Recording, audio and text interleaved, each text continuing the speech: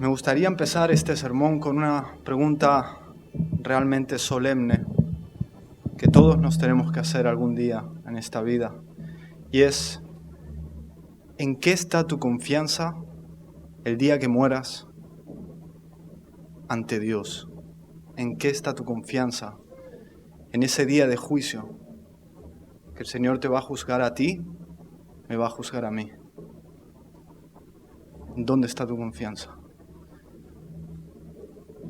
Y lanzando esa pregunta, quiero empezar este mensaje poniendo el contexto antes de decir el texto de la situación a la que vamos a ir, y es el Señor Jesús estaba de camino a Jerusalén.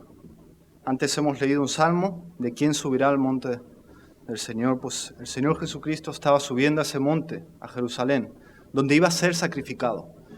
Y en todo ese camino se le iban añadiendo gente a la caminata. Y se iban añadiendo todo tipo de personas.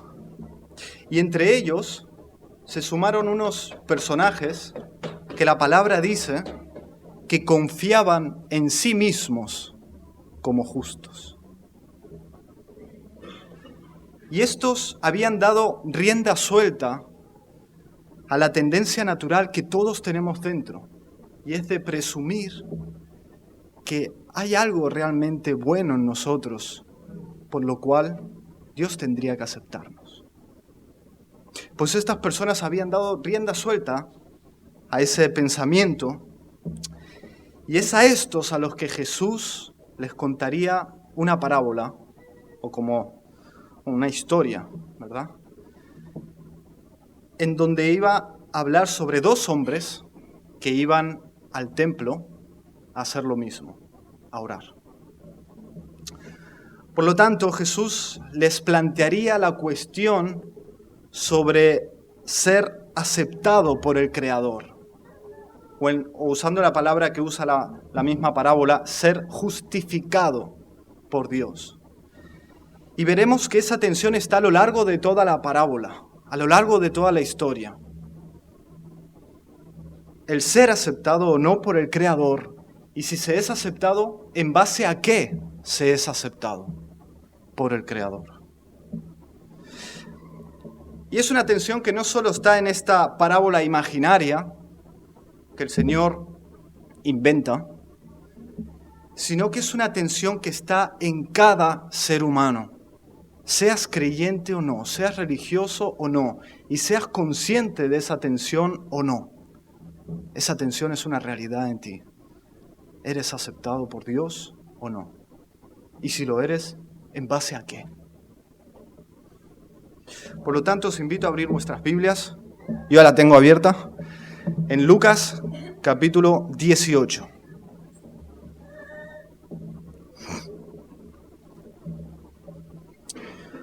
Y vamos a leer Lucas capítulo 18, los versículos que van del 9 al 14.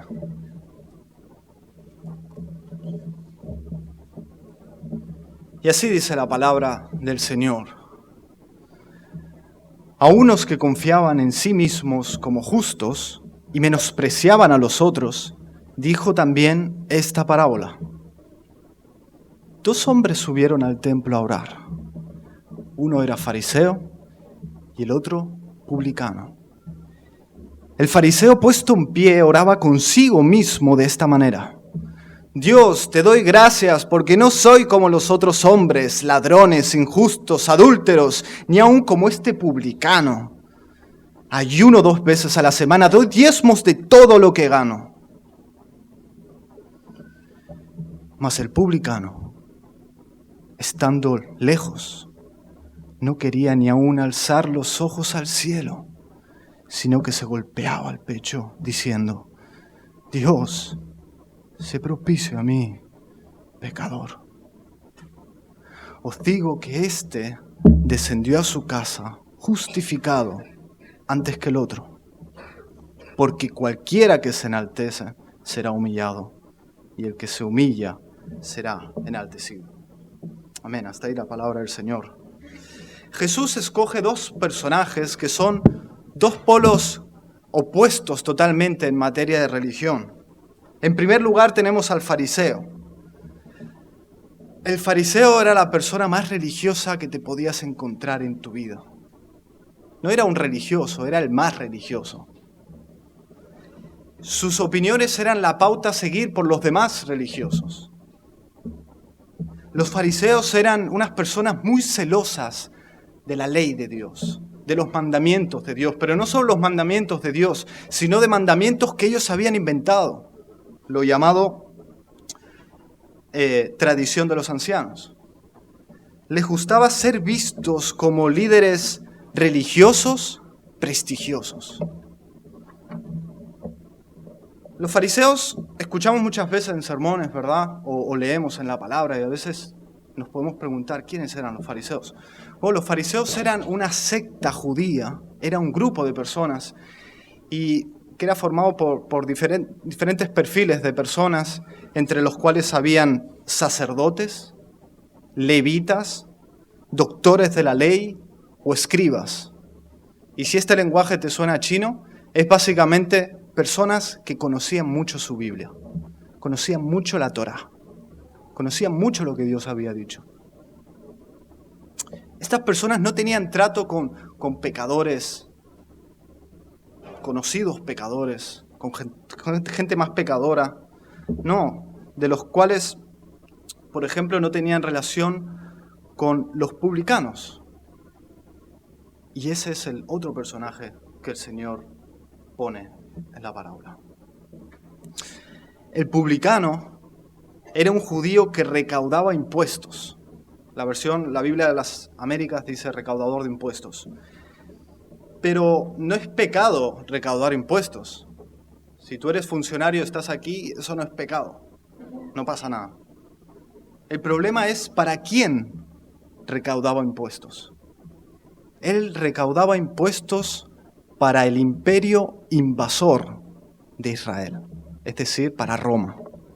Roma había invadido el pueblo de Dios y estos eran gente que eran del pueblo de Dios, eran judíos, pero juntaban el dinero de los judíos oprimidos y se los daban a César.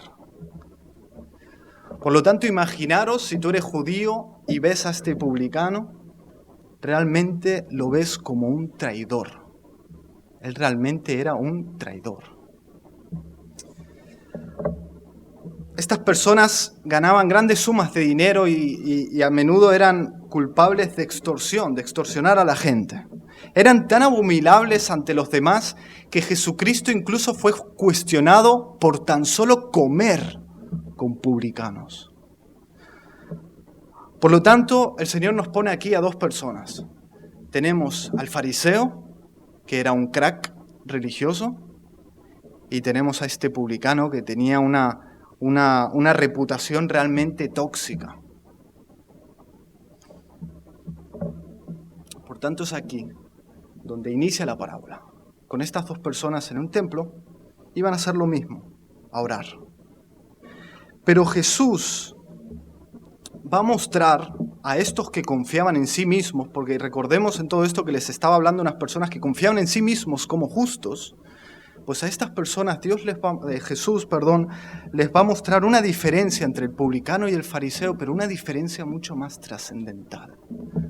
Nosotros vemos lo externo, es lo más fácil de ver, pero Jesús va a pillar lo interno y lo va a sacar a la luz y va a mostrar algo muy importante para esas personas, pero para ti y para mí que estamos hoy aquí escuchando la palabra del Señor. Iremos viendo esa diferencia a medida que examinemos sus oraciones. Hay dos oraciones, por lo tanto vamos a examinar una por una. Y vamos a empezar, ahí la tienen, la oración del fariseo. Podríamos recalcar muchas cosas de la oración del fariseo, pero hay una cosa que es un aspecto esencial, que es el que vamos a detallar ahora, y es que la oración del fariseo es una oración centrada en sí mismo. Es una oración que revela que este hombre descansaba en sí mismo solamente. Su confianza y su esperanza estaba en Él mismo, en lo que Él era y en lo que Él no era, en lo que Él hacía y en lo que Él no hacía. Es una oración, fijémonos, una oración sin humildad, una oración con aires de superioridad moral. Fijémonos lo soberbia que es su oración, que Él divide a toda la humanidad en dos grupos. Fijaros, está el grupo de los demás hombres, que son pecadores, y el otro grupo es Él. Los demás pecadores y Él. Era muy hábil para ver los pecados de los demás, pero era muy ciego para ver el pecado de su corazón. Los pecados de los demás hombres que menciona aquí, fijaros, eran pecados notorios, eran visibles y eran socialmente dignos de culpa y de castigo. Sin embargo, las obras religiosas que él menciona son visibles también, palpables, socialmente dignas de recibir el favor de Dios. Tú te lo encontrabas a este personaje y decías, wow, este hombre está bien con Dios. Este hombre está muy bien con Dios. Pero antes de continuar, hay que recalcar un elemento que no está quizá explícitamente en el texto, pero está implícitamente. Y es aquello que habla la carta de Hebreos, que dice, está establecido para los hombres que mueran una sola vez, y después de esto, el juicio. Y tú y yo nos movemos por lo que vemos, aunque seas cristiano, muchas veces nos movemos por lo que vemos. Y hay un juicio que tú no ves, pero que es mucho más real de lo que tú ves hoy, ahora, aquí, porque esto no va a durar toda la vida. Y ese juicio es una realidad para ti. Tú vas de camino a un juicio. ¿Y sabes qué? Si te choca un Dios de amor que juzgue, yo te voy a decir algo. Es necesario que haya un juicio. Y tú lo sabes cuando ves las noticias, tú sabes que es necesario que alguien juzgue este mundo. Y qué mejor que el Creador. Y nos va a juzgar a todos, porque tú formas parte de este mundo. Dejando ese elemento que yace a lo largo de toda la parábola y a lo largo de todo el mensaje, seguimos y vemos que la tranquilidad del fariseo ante ese juicio de Dios consistía en la comparación. Sí, en la comparación. El resultado de compararse con pecadores notorios le daban al fariseo una falsa sensación de paz, de creerse que estaba bien con Dios, que no había problema, no había por qué tener dolores de cabeza ante ese día. El fariseo basaba su bondad en obras religiosas externas y bien vistas, en contraste con pecados abiertos, visibles, notorios, vergonzosos. Ahí descansaba su bondad. Pero esta es una actitud que no solamente está en religiosos, sino también en los no religiosos. Y seguramente que lo ves cada día en tu lugar de trabajo, o allá donde estás, o en tu familia. Críticas. El político aquel dijo aquello, crítica. El famoso aquel hizo aquello, crítica. El compañero de trabajo aquel hizo aquello, es así, crítica. Pero ¿qué hay detrás de esa crítica? Hay un sentido de buscar justificarme en base a comparaciones con las que salgo bien parado. Yo no hago eso. ¿Cómo puede decir eso? Es como que sin querer o queriendo, pero sutilmente estamos queriendo decir que yo no soy como él. Yo no soy así. No me mires así como él, yo no soy así. Y así gano una buena reputación y que todos piensen bien de mí. Pero veamos las buenas obras, con las que este fariseo, de las que se jactaba este fariseo.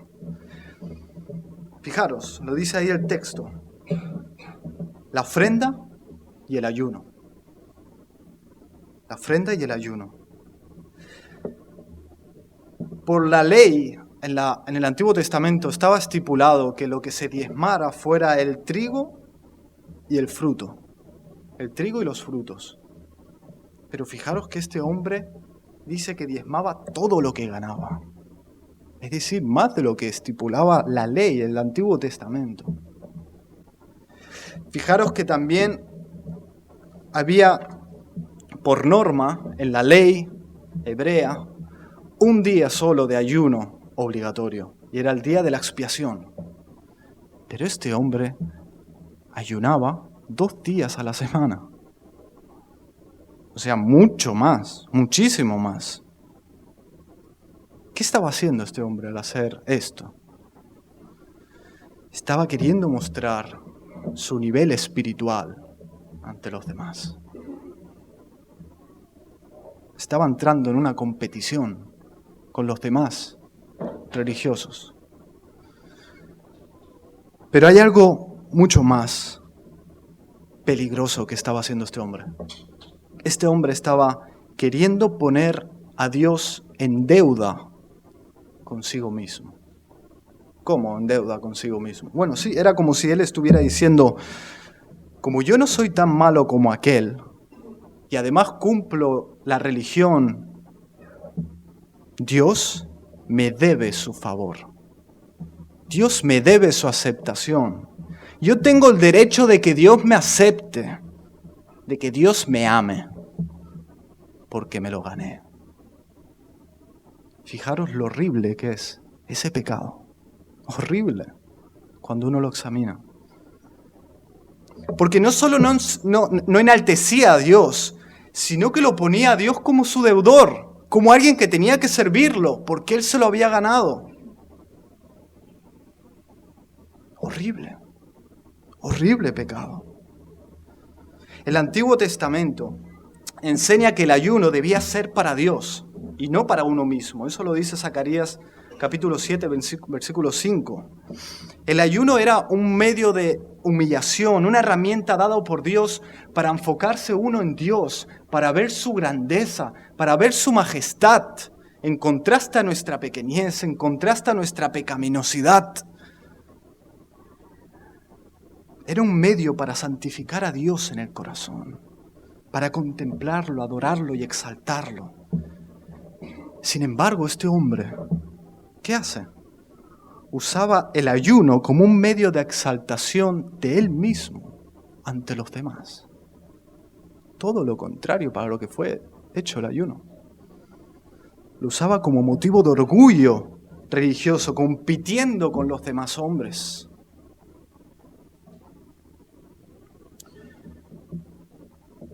¿Qué es una de las cosas que estamos viendo hasta aquí? Estamos viendo el peligro del autoengaño. El peligro del autoengaño. Detrás de una buena obra como dar gracias, porque empieza dando gracias a este hombre, y tú lo ves y dices, ¡wow! Da gracias a Dios. Detrás de una buena obra como dar gracias a Dios, se camuflaba un pecado de orgullo tremendo. Tremendo. Y esta es una advertencia de que detrás de cualquiera de nuestras buenas obras externas, ir a la iglesia, ofrendar, ayunar, portarte bien, no decir malas palabras, no pegar a nadie, no vestirte así, no hacer esto, no hacer lo otro, se puede esconder un orgullo tan grande que Dios rechaza eso totalmente.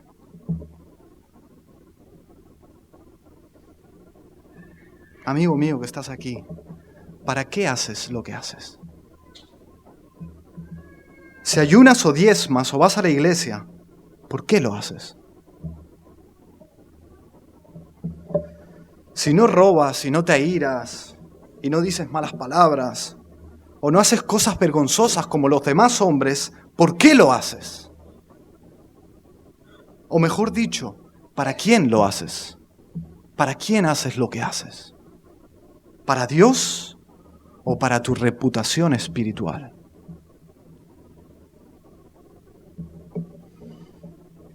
¿Lo haces para competir con otros cristianos? ¿Haces todo esto para estar confiado y tranquilo que si un día te llama Dios al juicio, puedes pasar inadvertido ante esos ojos de fuego que todo lo ven? Es decir, haces lo que haces para alimentar la confianza en ti mismo. ¿Lo haces por eso?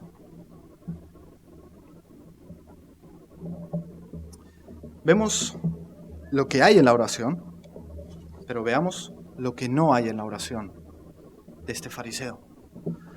No hay una confesión de pecado y de necesidad, sino que más bien hay una arrogancia de creerse aceptable a Dios por su inocencia moral y por sus logros religiosos. Este hombre pensaba que no tenía necesidad de arrepentirse profundamente de sus pecados, como aquel malvado, notorio pecador llamado publicano. No, yo no necesito eso. Eso él porque él es así. Yo no. Yo estoy bien. Más bien el fariseo parece que hasta le esté diciendo a Dios que Dios lo tendría que aplaudir a él por ser un creyente tan ejemplar. Pero a todo esto, nada habla de su amor a Dios, ni de la alabanza debido a su nombre. Yo, por lo poco que sé de esta iglesia, muchos vienen de contextos en lo que se resaltaba mucho lo sentimental, las impresiones, contextos pentecostales. Pero tampoco nos tenemos que ir al otro extremo. Tiene que haber un amor real, afectos tocados, trastornados por el Señor, por su bondad, por su mano amorosa.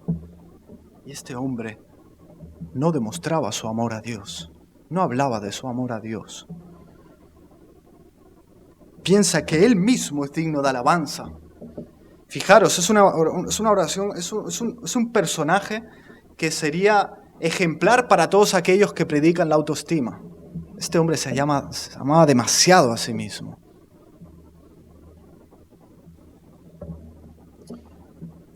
Vemos que este hombre estaba tan ensimismado que ni siquiera su oración iba a Dios, esa oración iba a él mismo.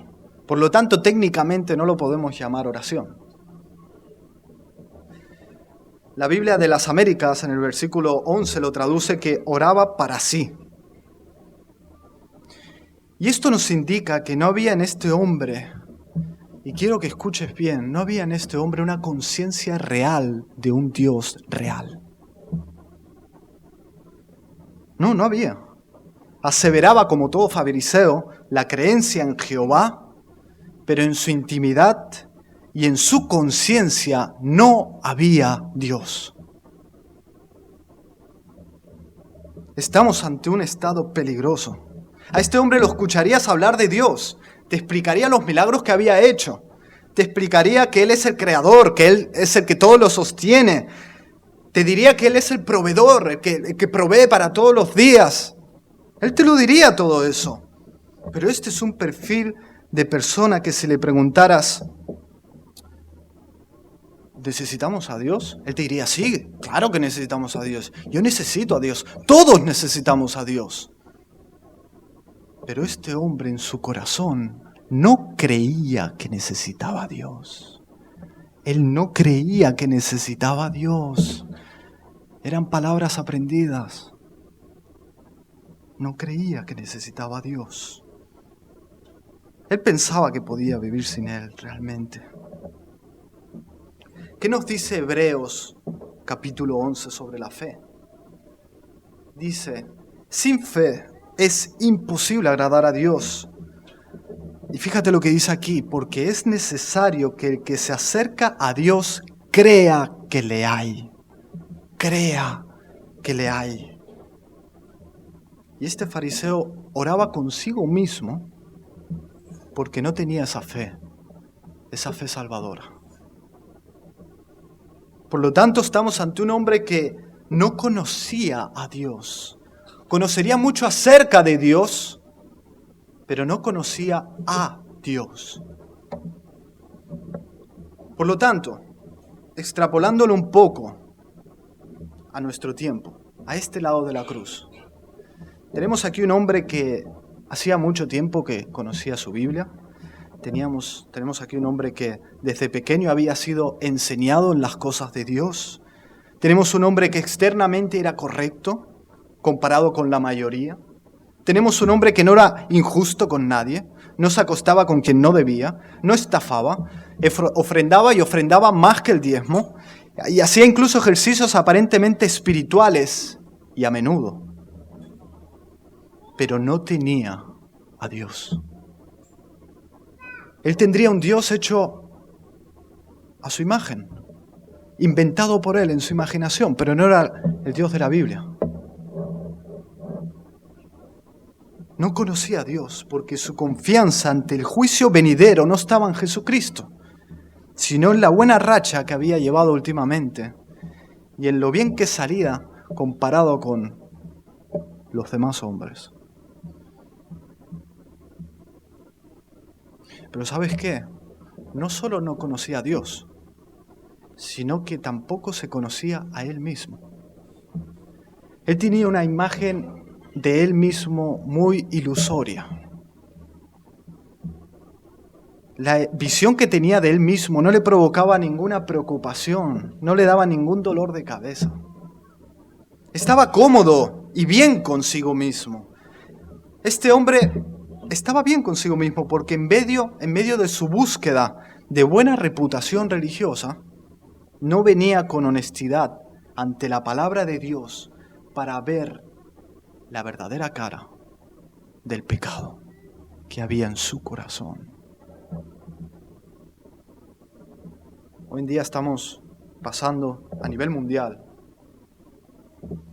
No quiero hablar de la gravedad objetiva de esto, pero voy a hablar subjetivamente. El tema del coronavirus es algo que nos hace pensar y preocuparnos a veces, porque es algo tan pequeño, pero que puede causar tantos problemas y que puede estar en donde tú no sabes.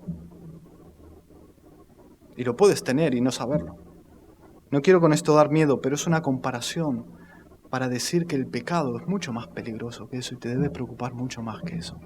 Porque es tan pequeño a veces, pero está tan ahondado en tu vida, tan enraizado en tu vida, que no lo ves. Eres un pez y te crees que no estás mojado, pero eres un pez.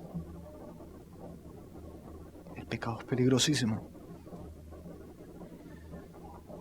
Y nunca es tan peligroso la situación de una persona que es insensible a la verdadera cara de su pecado.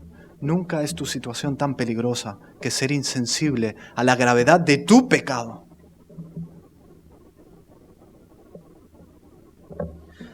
Hasta aquí el fariseo. Pero ahora vayamos al publicano. Analicemos la oración del publicano. Míralo allí, a cierta distancia, sin ni siquiera levantar sus ojos al cielo, golpeándose el pecho, rogando a Dios que fuera propicio de él, pecador. El fariseo vino para cumplir al templo. El publicano vino por necesidad al templo. Y en el publicano había un verdadero deseo de acercarse a Dios. Un honesto deseo de acercarse a Dios, pero a la vez era consciente de la gravedad de su pecado y de la santidad de Dios, a tal modo que él estaba a cierta distancia, dice el texto. La actitud del publicano, a diferencia de la del fariseo, era una actitud humilde. Y hoy en día la palabra humildad, ¿no? Uno lo lee, ¿no? Una noticia, ¿no? En internet, ¿no? Sí, este famoso tuvo una infancia humilde. Y se refieren a poco dinero, pocos medios, pero no es esta humildad. No es esta humildad la que tenía este hombre. Esta humildad es la actitud del corazón. Todo lo contrario a la actitud soberbia del fariseo. Todo lo contrario. Su lejanía, veis que está a cierta distancia, su lejanía muestra un desinterés de ostentar algo en él, alguna virtud en él. Y su golpe en el pecho también sugiere su desprecio aún de sí mismo a causa de su pecado. Fijaros que el fariseo quería alzar todas sus virtudes, quería ensalzar y exaltar todas sus virtudes, todos sus logros, pero este hombre no quería ni siquiera ensalzar y levantar su vista al Dios al cual estaba clamando. Fijaros el contraste. Esta actitud era una copia de aquella que tuvo Esdras cuando oró. Oró y dijo: Dios mío, confuso y avergonzado estoy para levantar, oh Dios mío, mi rostro ante ti, porque nuestras iniquidades se han multiplicado sobre nuestra cabeza y nuestros delitos han crecido hasta el cielo. Este hombre, como el súbdito que viene ante el rey que ha ofendido, él venía encorvado, humillado, temeroso, sin exhibir algo en él mismo para ganar el favor ante ese rey, sino confiando y teniendo como única esperanza el perdón y la compasión de ese rey. Esa era su única esperanza. Su esperanza en ser aceptado por Dios no estaba en sus logros, no estaba en que sus pecados no fueron tan graves como su vecino. Su esperanza más bien estaba en aquel que puede tener piedad para perdonar el pecado a todo aquel que viene y desnuda su alma ante él y confiesa abiertamente su pecado para obtener perdón. Fijaros que este hombre se etiqueta a sí mismo, se califica a sí mismo como pecador. Pecador. No se presenta como alguien que no fue tan malo.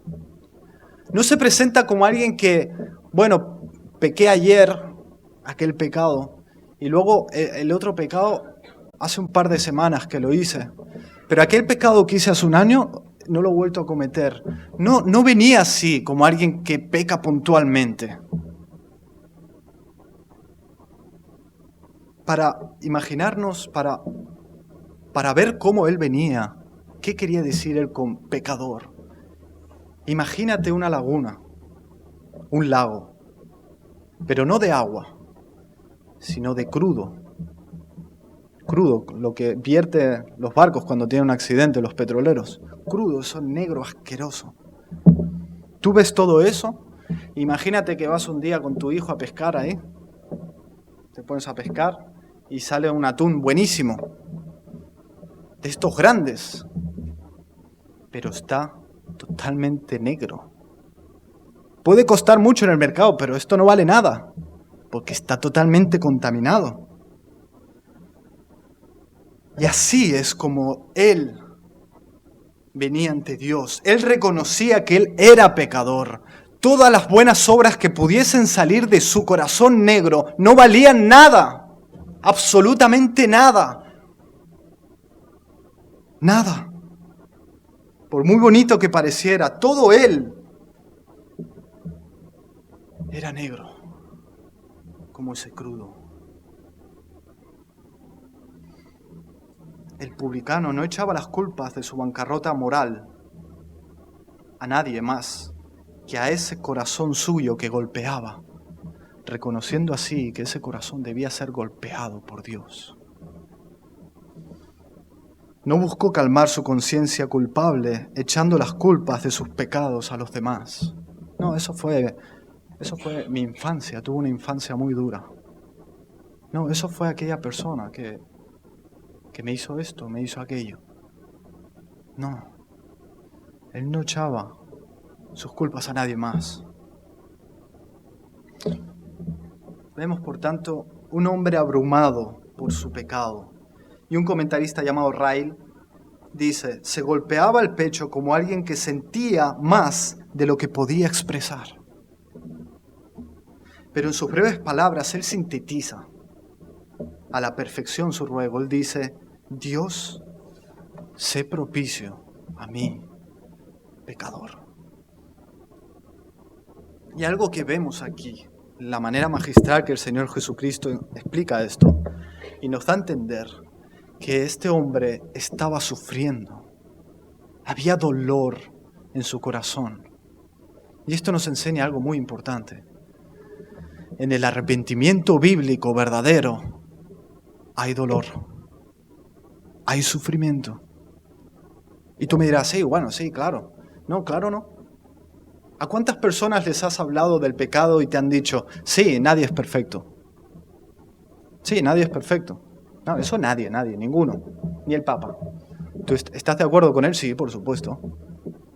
¿Está dolido por su pecado que ha ofendido a Dios esa persona? No. No le importa haber ofendido a Dios.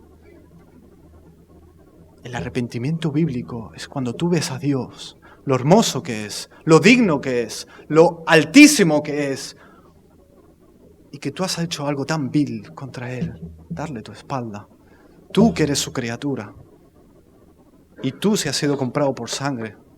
Cuando has sido comprado por sangre vuelves a pecar, y vuelvo a pecar. Venimos con dolor porque lo amamos, porque Él dio a su Hijo por mí.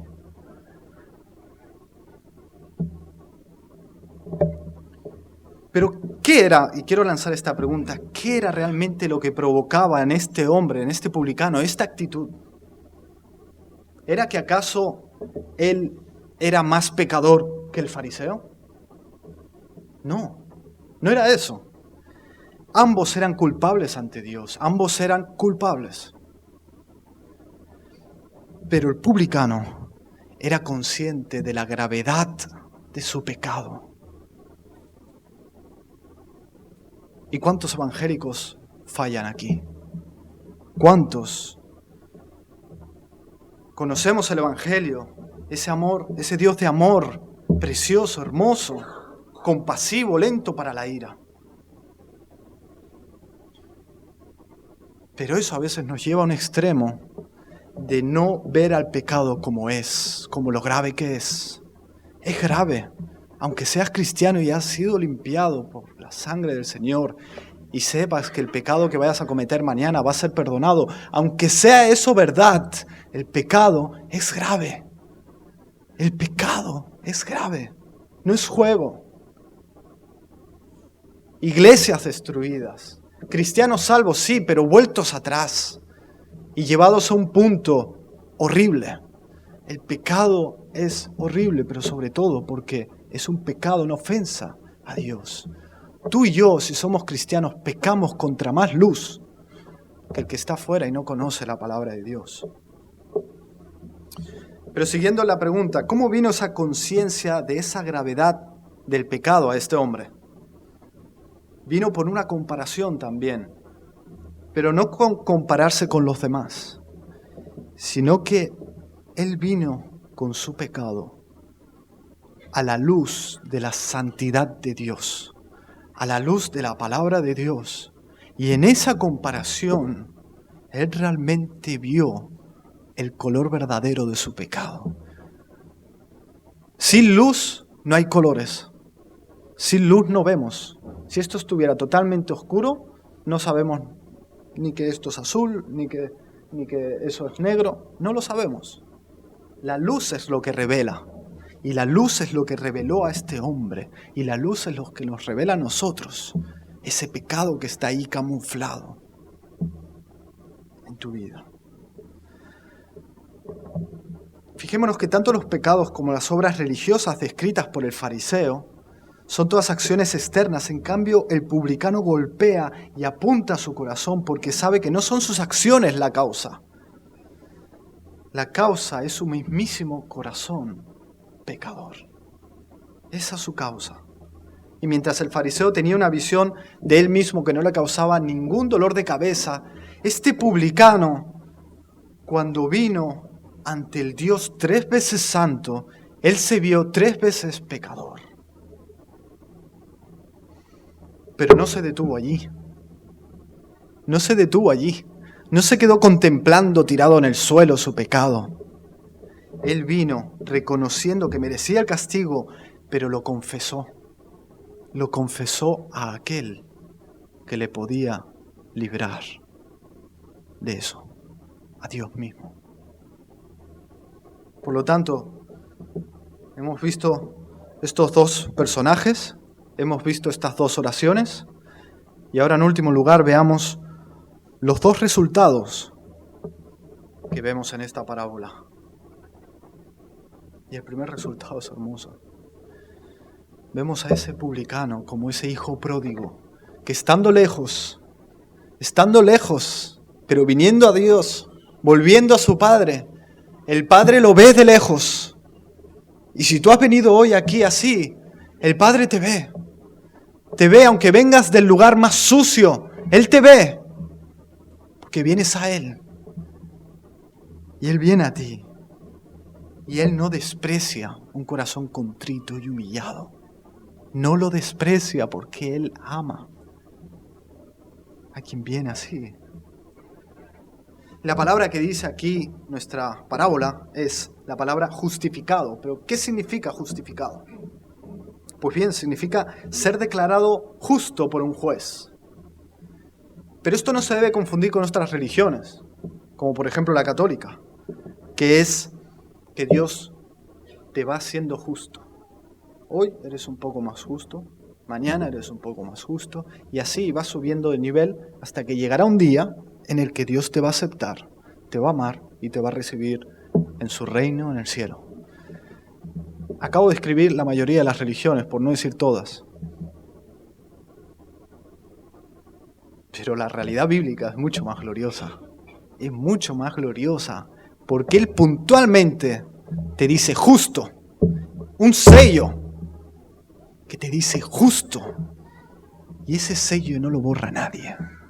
Absolutamente nadie. Y voy a decir algo muy osado, pero ni siquiera tú mismo lo puedes borrar. Cuando Dios te justifica, nadie te desjustifica, por decir una palabra inventada.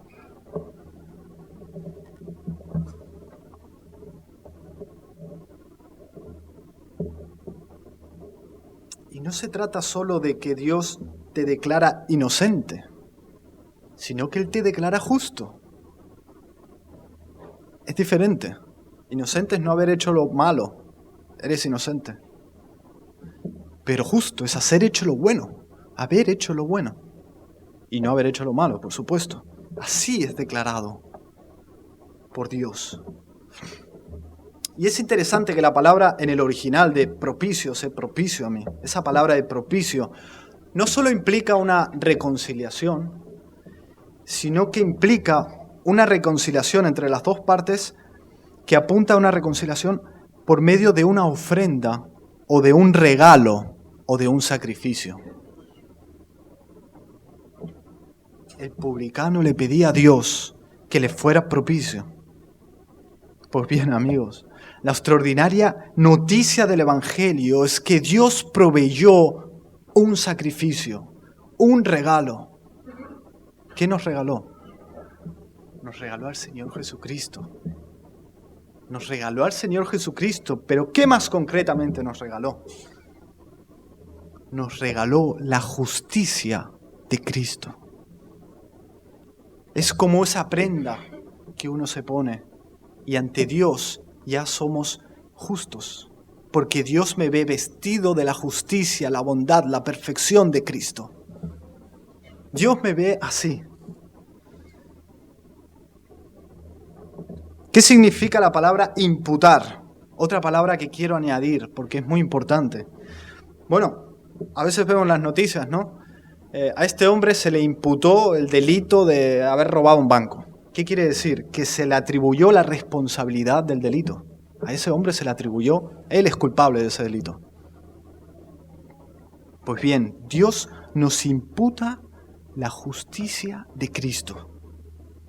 Se nos atribuye una justicia perfecta ante Dios, de manera que ya no somos tratados por Dios como condenados culpables, sino, quiero que escuches bien, si eres justificado por Dios, eres tratado y declarado, pero tratado por Dios como esa persona justa, buena. Eres visto por Dios como alguien bueno, tan bueno como Jesús. como alguien justo, tan justo como Jesús, por alguien puro, perfecto, tan perfecto como Jesús. Por eso Pablo decía, nosotros los perfectos. Es que ¿acaso Pablo se creía que él era perfecto en sí mismo? No, él sabía que ante los ojos de Dios, él era perfecto, totalmente perfecto.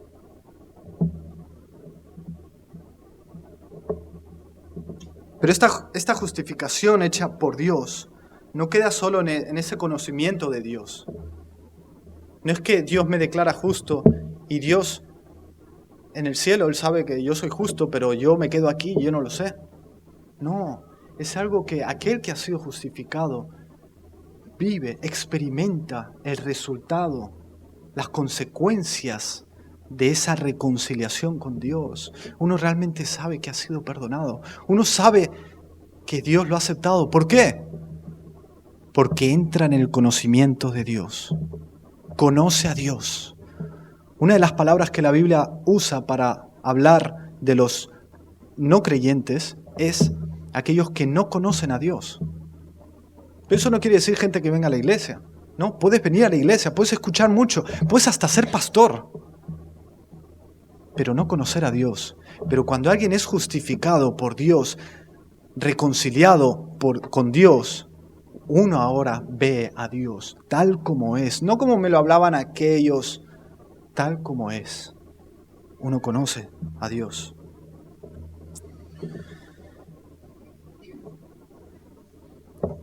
El creerse bueno es algo que está muy ligado con los aplausos, con los elogios.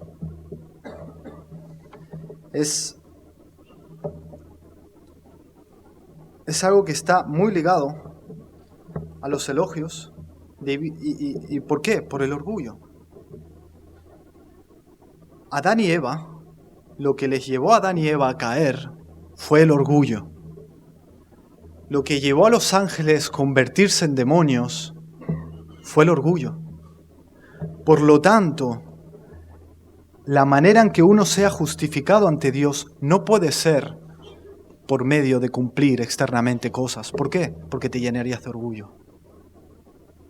Por eso Dios ha provisto una manera de justificarnos aparte del orgullo, apartada del orgullo. ¿Y cómo lo hizo? Te dio las buenas obras de otro. No te acepta por tus buenas obras, te acepta por buenas obras, pero no las tuyas, sino las de otro, las de Jesucristo, que se imputan a tu cuenta. Por lo tanto, la salvación y la vida eterna es un regalo de Dios, algo que Dios da al alma. El cristiano, aun habiendo sido justificado en el pasado, puede caer en un relacionarse con Dios en base a esfuerzos propios. Podemos caer en esto. Este mensaje no es solo para no creyentes. Tú y yo necesitamos el Evangelio diariamente. ¿Por qué? Porque el cristiano puede retroceder,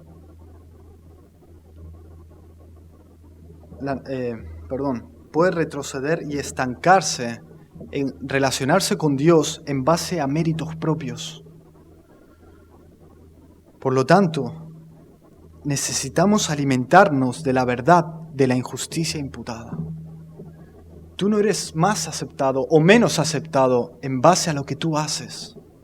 No eres más aceptado o menos aceptado en base a cuánto lees la Biblia o en base a cosas incluso buenas.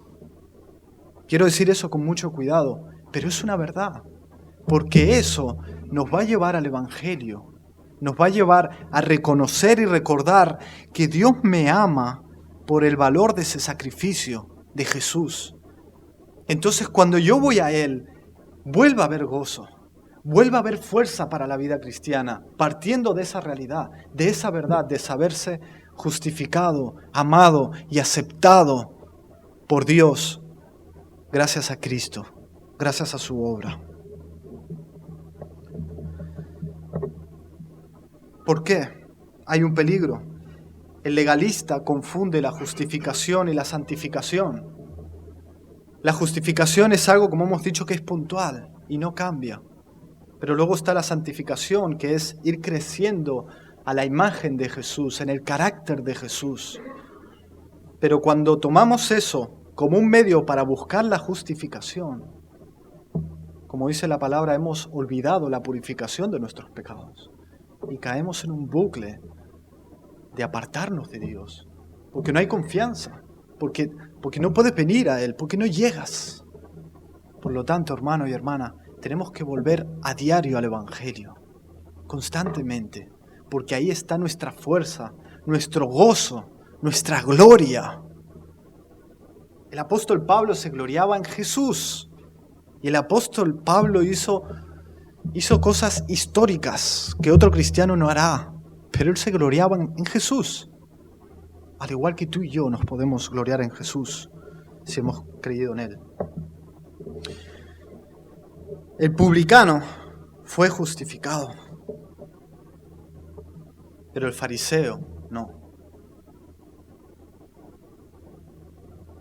El publicano se cumplían esas bienaventuranzas. A veces leemos las bienaventuranzas y nos hacemos un poco el lío, pero fijaros qué bien se ven en este publicano. Por ejemplo, por tomar 3, bienaventurados los pobres en espíritu, porque de ellos es el reino de los cielos. Este era pobre en espíritu. ¿Cómo? Él no tenía nada que ofrecer a Dios, era pobre, pero de él fue el reino de los cielos. Bienaventurados los que lloran, porque ellos recibirán consolación. Bienaventurados los que tienen hambre y sed de justicia. Él no tenía justicia, pero la quería. Bienaventurados, ¿por qué? Porque ellos serán saciados. Y este hombre fue saciado con la mejor de las justicias. El publicano fue justificado, el fariseo no, porque Jehová es excelso y atiende al humilde, pero al altivo mira de lejos. Jesús concluye esta parábola diciendo que esto es así porque cualquiera que se enaltece será humillado y el que se humilla será enaltecido. ¿Y qué hizo el Señor con estos dos personajes? Pues explicó a qué humillación se refiere la actitud del publicano y a qué soberbia o enaltecimiento se refiere la actitud del fariseo. Aquel que tiene un alto concepto de sí mismo en materia de religión es el que no recibe el favor de Dios. ¿Por qué? Porque cree que no lo necesita. En cambio, el que sabe que no es digno del favor de Dios y reconoce que no tiene derecho de ser perdonado, ese recibe la misericordia de Dios. ¿Qué hacía el fariseo con los 10 mandamientos, con la ley de Dios? Bueno, pues él lo usaba para ostentar que él lo cumplía y así tener una reputación excelente.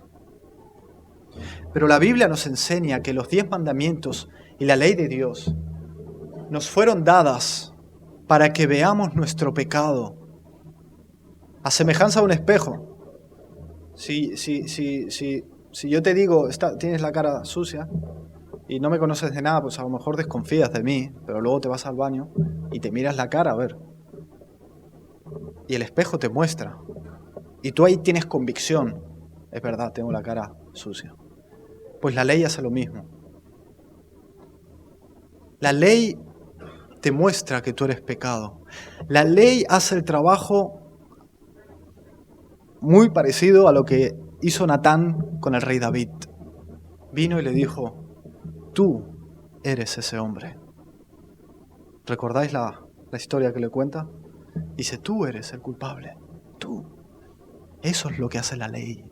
Te dice, tú eres el culpable.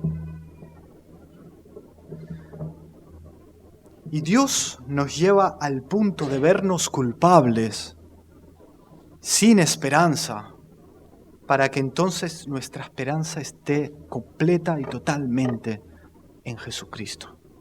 Él lo hace a propósito. Él lo hace a propósito, para que veamos solo la misericordia de Dios como el único motivo de salvación. Y así lo enseña en Romanos capítulo 10, no hace falta que busquéis, pero Pablo le está hablando a judíos, está hablando de judíos, aquellos judíos que no habían creído en Cristo. Y fíjate cómo los describe. Dice, porque ignorando la justicia de Dios y procurando establecer la suya propia, no se han sujetado a la justicia de Dios, porque el fin de la ley es Cristo, para justicia a todo aquel que cree. El fin de la ley, el fin de los mandamientos es que tú vayas a Cristo. No es un fin en sí mismo, y es lo que hacía el religioso.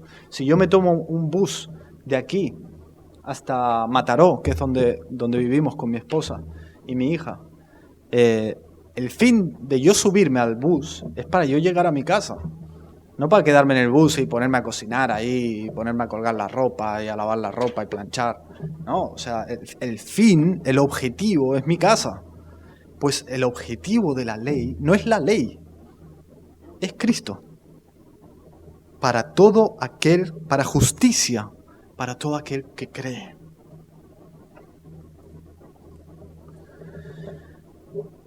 El orgullo humano, y por eso cuando hablamos del Evangelio a otras personas, es tan difícil, es porque el orgullo humano no quiere reconocer que es pecador.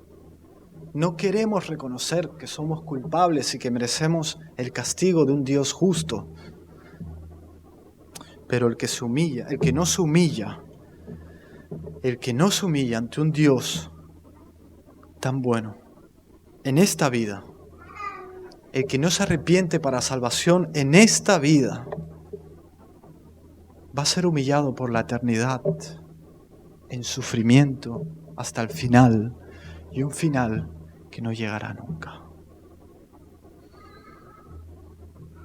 Sin embargo, el Señor dice que el que se humille ante Él, el que deje su orgullo y reconozca que es pecador, y reconozca que no tiene nada para traer al Señor para que Dios lo acepte, la palabra dice que será enaltecido. ¿Y a qué tipo de enaltecimiento se refiere?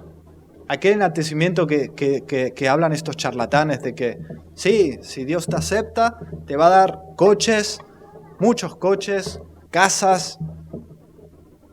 No se refiere a ese enaltecimiento. ¿Cuál enaltecimiento se refiere? Bueno, por el contexto lo vemos. A ser justificado. A ser justificado. ¿Por qué nos cuesta ver lo que ese es el enaltecimiento? Porque estamos en parte velados. Tenemos que seguir viniendo a la palabra de Dios. ¿Para qué?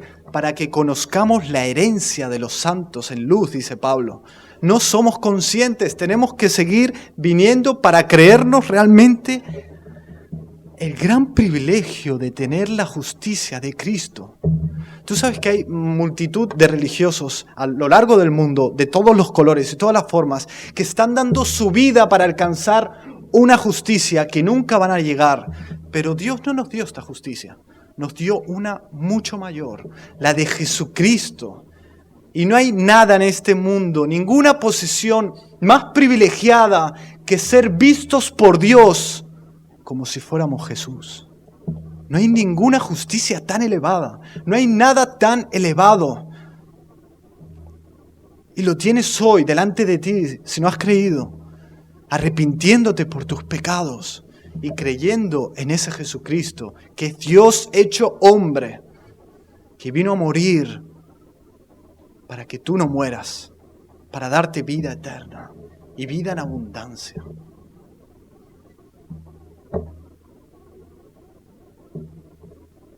¿Recordáis aquellos 70 hombres que Dios envió a hacer misión, que fueran delante de Él, a hablar a las otras personas? Y vinieron y le dijeron, aún los demonios se los sujetan en tu nombre. ¿Y qué le responde Jesús? No os regocijéis de que los espíritus se os sujetan, sino regocijaos de que vuestros nombres están escritos en los cielos. Regocíjate, cristiano. Regocíjate, cristiana. Da igual si no tienes trabajo. Da igual si tu situación está fatal. Da igual si lo que sea. Si has creído en Cristo, eres más que privilegiado y tienes ahí un motivo para gozarte todos los días. Todos los días. Nosotros nos gozamos muchas veces por cosas circunstanciales, por eso nuestro gozo cambia. Y hoy estoy muy contento y mañana estoy fatal. ¿Por qué? Porque nuestro gozo está puesto en cosas que perecen, en cosas que hoy están y mañana no están. ¿Qué hace el Señor aquí? Quiere que pongamos nuestra mirada en las cosas celestiales. Mira allí, mira ese libro y mira tu nombre ahí escrito. Míralo y gózate. Y mira a ese Jesucristo, a ese Hijo. Yo tengo una hija de 1 año y empiezo a tomar mucho amor a ella. Pues el Señor dijo que Dios dio su Hijo por ti y por mí. Dios dio su Hijo. ¿Qué mayor muestra quieres del amor de Dios? ¿Qué mayor muestra quieres? ¿Que te responda a todas tus oraciones, algunas caprichosas? No. Mira la cruz. Esto es el amor que Él se ha entregado por nosotros.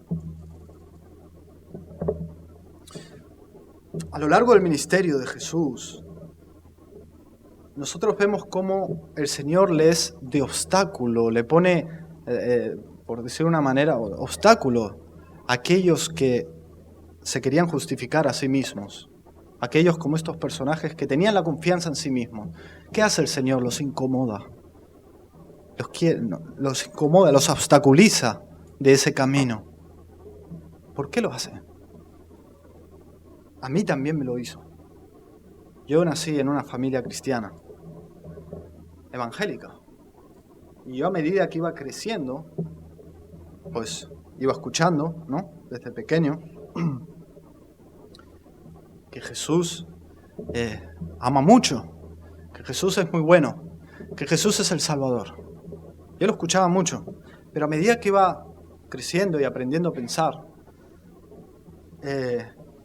yo veía que Jesús me ponía problemas en mi camino, porque yo quería ser aceptado por Él, por no pegar a nadie, pero resulta que viene el Señor Jesús y dice, si tú te airas en tu corazón injustamente con alguien, es como si lo hayas matado. ¿Cómo así? Y yo seguía caminando no queriendo escuchar eso. Y voy leyendo que la Biblia dice que la pereza es pecado también. Wow, pues. Y iba pensando, pues ¿por qué hace esto? Si Él es el Salvador. O sea, y luego venía y me decía, no, es que no solo hay pecados de cometer. O sea, no solo hay pecados de lo que haces, sino que hay pecados de omisión. Pecados de lo que no haces. No, y yo quería amar y me esforzaban a amar a aquellas personas amables como mi madre, pero no, viene el Señor y me dice, no, ama a tu enemigo. Entonces yo decía, pero si Él es el Salvador, se supone que me lo tiene que poner más fácil. Me tiene que venir a ayudar, ¿no? ¿Por qué me lo pone más difícil?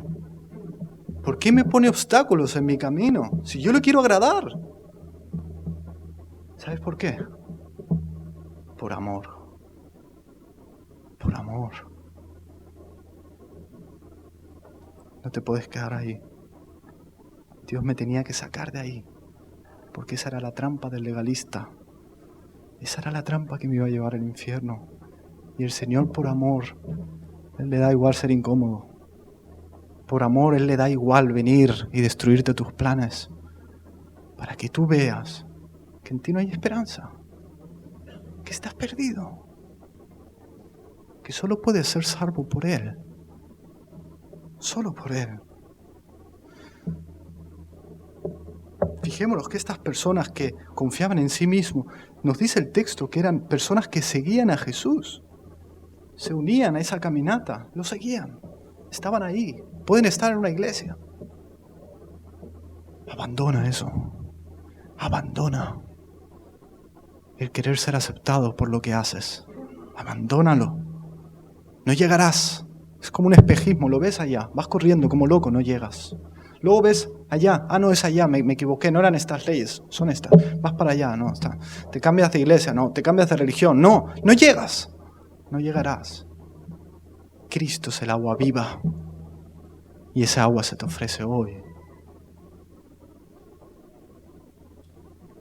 Para ir concluyendo, en mi trabajo, yo trabajo en una oficina y hice un pequeño favor a una persona y me contestó algo que se dice mucho aquí en Cataluña. Me dijo, Déu t'ho pagui amb molts fills, que quiere decir Dios te lo pague con muchos hijos.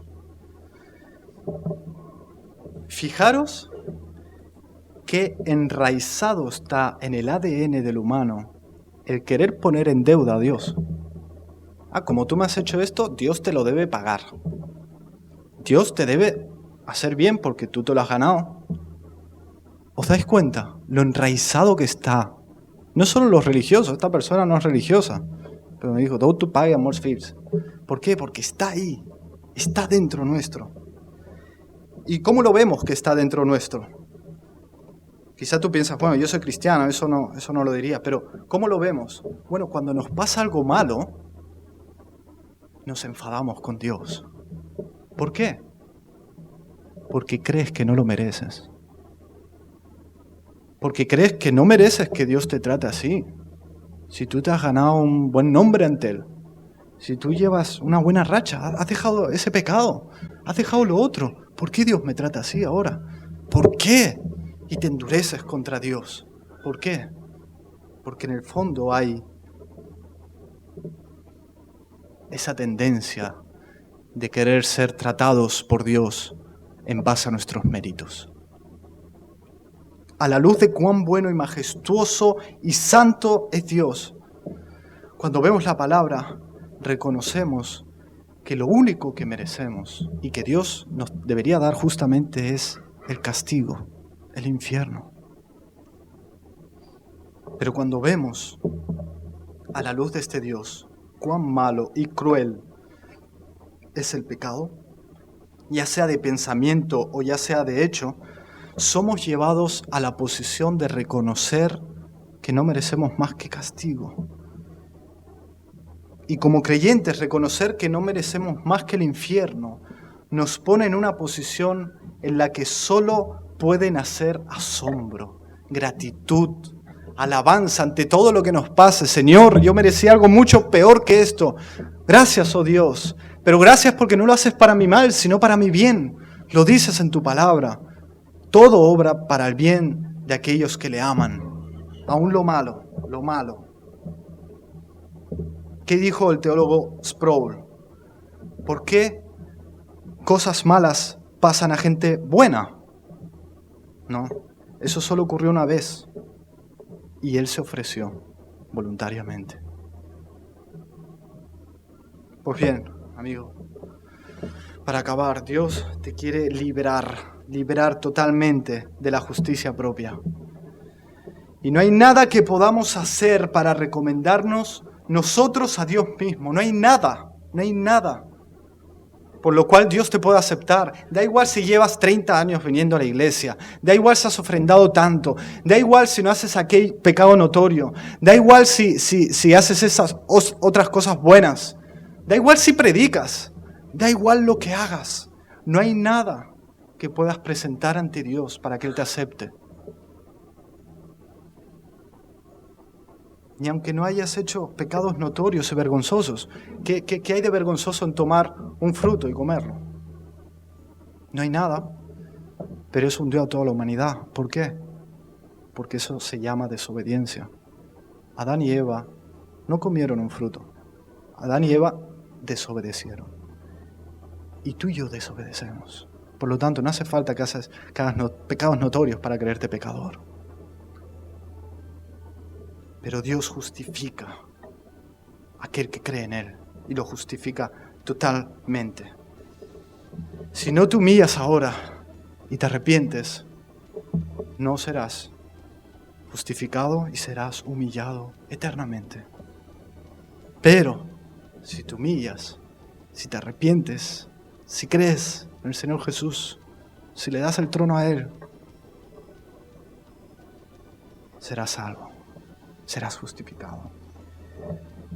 Y si ya has creído y te has arrepentido, cristiano, debo decirte que debes seguir arrepintiéndote y debes seguir creyendo en este Evangelio, porque es el motor del cristiano, es el motor. Amén. Vamos a orar.